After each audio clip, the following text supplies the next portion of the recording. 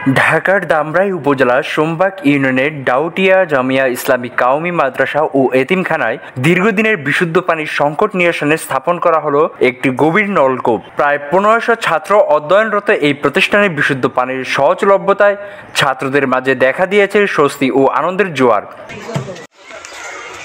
ছাত্রদের পানির কষ্টের কথা বিবেচনা করে মাদ্রাসার প্রাঙ্গণে গভীর নলকূপটি স্থাপন করা হয় ডাউটিয়া জামিয়া কাওমি মাদ্রাসার উদ্যোগে এবং সোমবাগ ইউনিয়ন পরিষদের চেয়ারম্যান পদপ্রার্থী মোহাম্মদ মনিরুজ্জামান মনির এই আর্থিক সহায়তায়।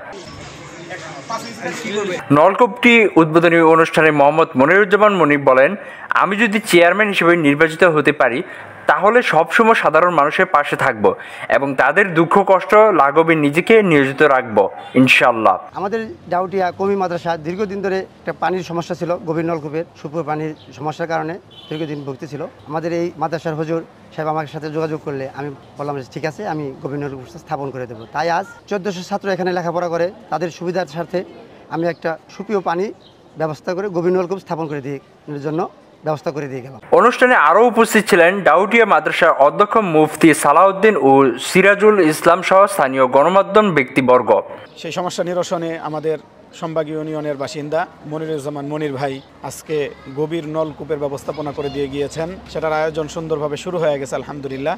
ওনার এই ব্যবস্থাপনার মধ্য দিয়ে 1400 ছাত্রের ওস্তাদ সহ প্রায় 1500 ছাত্র এবং ওস্তাদদের সুপেয় পানির ব্যবস্থাপনা হতে যাচ্ছে। তো আমি দোয়া করি, আল্লাহ তাআলার কাছে দোয়া করি যে আল্লাহ তাআলা ওনার মনের বাসনাকে পূর্ণ করেন। স্বাধীনতা টিভি বাংলা নিউজ ডেস্ক।